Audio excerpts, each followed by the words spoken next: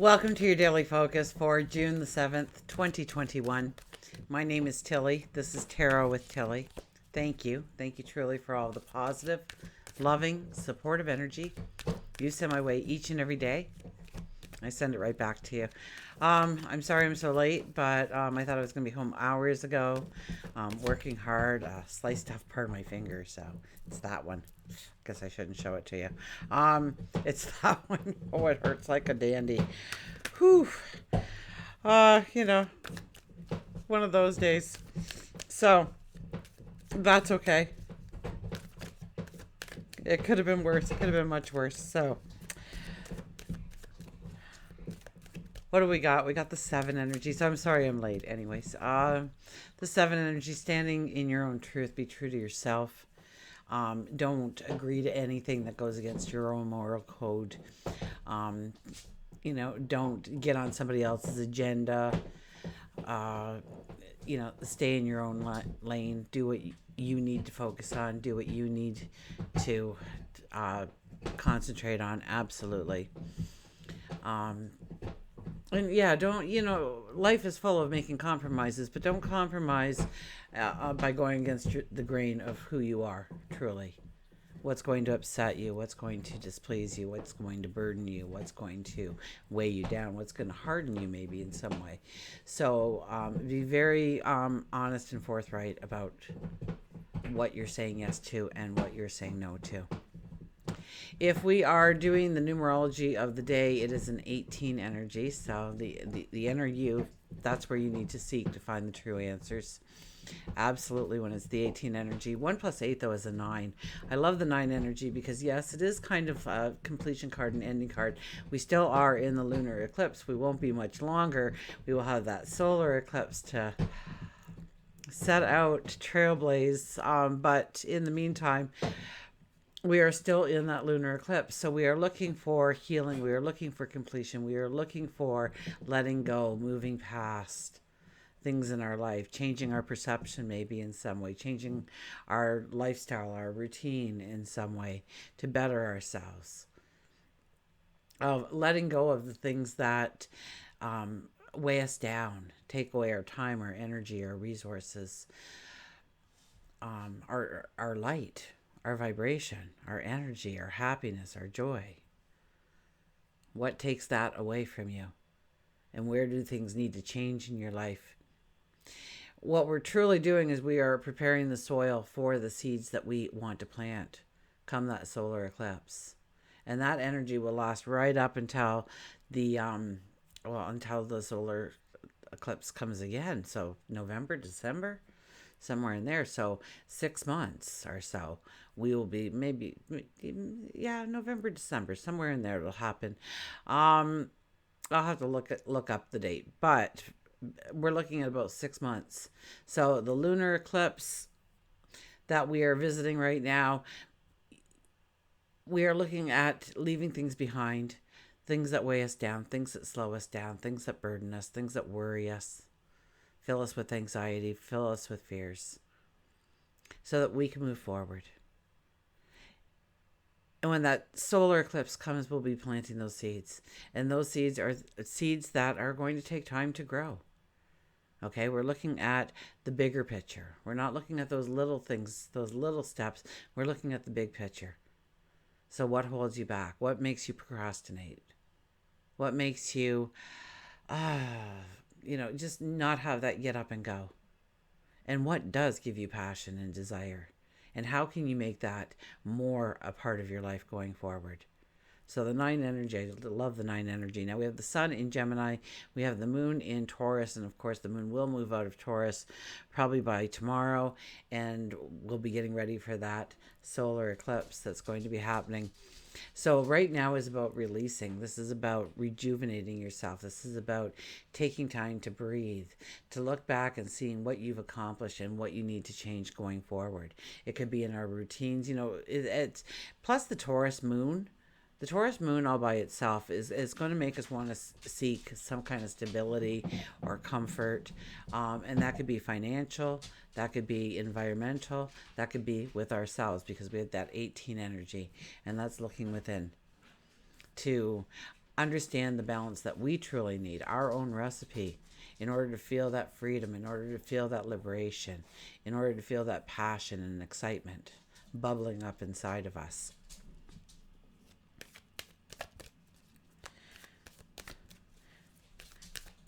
So we could be looking at our perceptions and stuff, but chances are we're looking at our routines, what we do day to day, and how to change it up, and I don't even think we're going to be tried and true as much as maybe we're trying to find a balance between tried and true and innovative, and trying to work those two together, blend those two together, so we have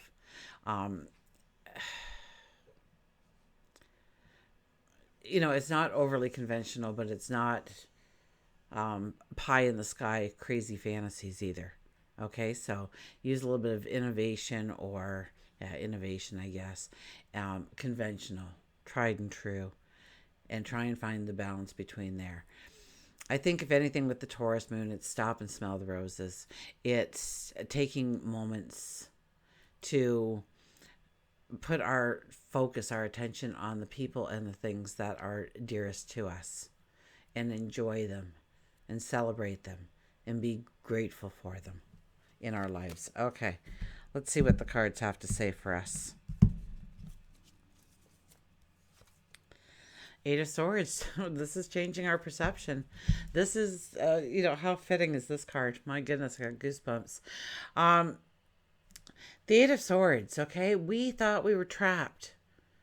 We thought we were imprisoned. We thought we were backed into that corner, that we couldn't go forward no matter what we did, what we tried, what we attempted. It wouldn't work. And this is the card that says, you know what? It's time to rip off that blindfold. It's time to remove those blinders. It's time to take a look around, a good look around, and maybe even enhance or broaden that horizon that you're looking at, and seeing what potential is out there. If, in this card, if we were to take off that blindfold, our hands weren't tied, our feet weren't tied, just blindfolded. We just didn't know. And maybe things have been hidden on you for a while now, and they're coming to light, that you see the way forward. You understand, you have a clarity coming in. So our perceptions change. We understand that we could have went forward. Even if we were to kick our feet around a little bit, we might have got a cut. How? But those swords aren't even in the ground that deep. So really, they probably just would have fallen over. And it doesn't even look like they're in front of us. So we could have walked straight.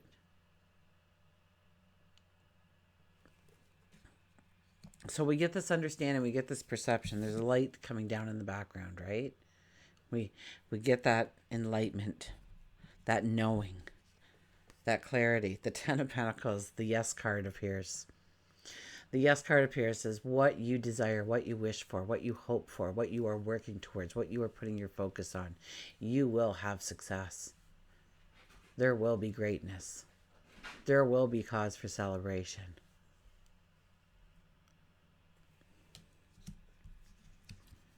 And the King of Wands. King of Wands. So make it fun. Make it fun. Where you want to go, don't be in so much of a hurry to get from point A to point B. It's celebrate the journey. All the twists and the winding paths. Take them all. Enjoy them all. Experience it to the fullest. Don't miss a moment.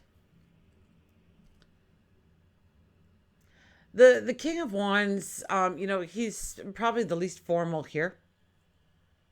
He usually is on the deck. He's kind of like, let's get to it. Okay, let's make the plan. Let's discuss it, but then let's act on it. Let's move on it. Let's have some fun doing it, creating it, inventing it, bringing it to life.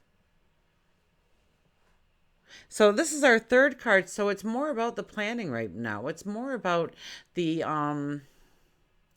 seeing what could be, what might be, if we put in the work, if we put the focus where it needs to be, if we add maybe a discipline, if we change some things around, maybe let some things go, bring some new things in, or maybe it's people. Maybe it's the environment. So I would think that we are more in the planning stage, but the yes card is here, sitting in between, changing our perceptions. Yes, we get that aha moment, that epiphany.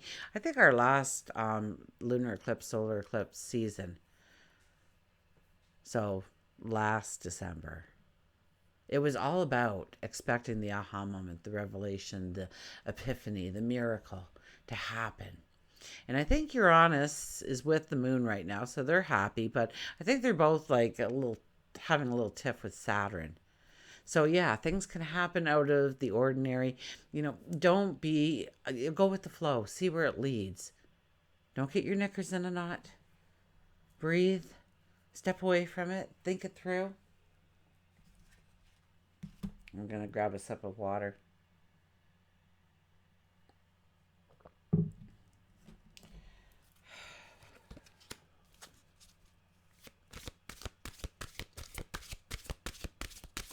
Out of my rainbow cup.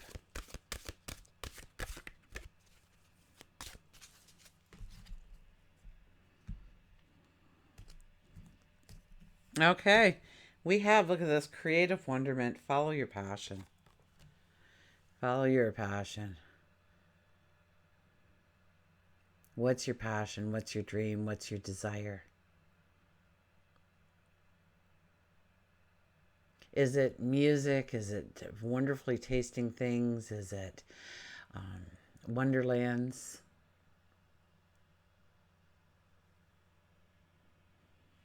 Follow your passion. Where's our book? Excuse me.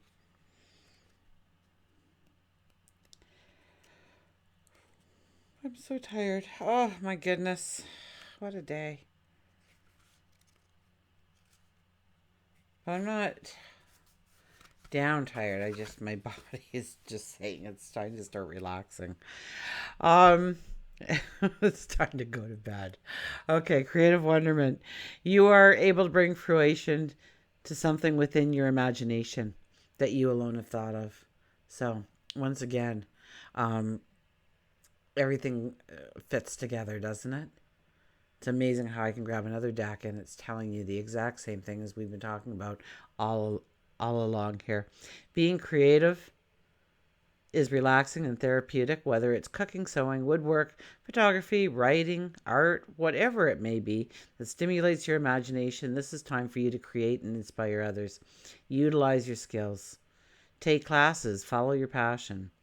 You will one day have the opportunity to turn your heartfelt creativity into your life's work. Create your labor of love.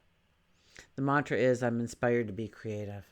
So get creative. Get creative with your imagination of what you can do, where you can go, what you can move past, what you can let go. It's things you want to let go of. It's not anything to make you, feel like there's going to be a hole, or maybe feel like it's going to be a hole, but once it's gone, it's like, wow, I can't believe how great I feel. We've all experienced that at one time or another. We twisted and we turned and we couldn't sleep at night because we had to have this horrifying conversation and we knew what it was going to do and it was going to move us away from something or someone. And we didn't want to, have hurtful feelings involved. And finally you get to that point and you do it and you feel freer, liberated. A great burden's been lifted. So sometimes the stress of looking towards something that we know that we have to do for our betterment, our own betterment, that's the true stress. And sometimes dealing with it allows you to move past it.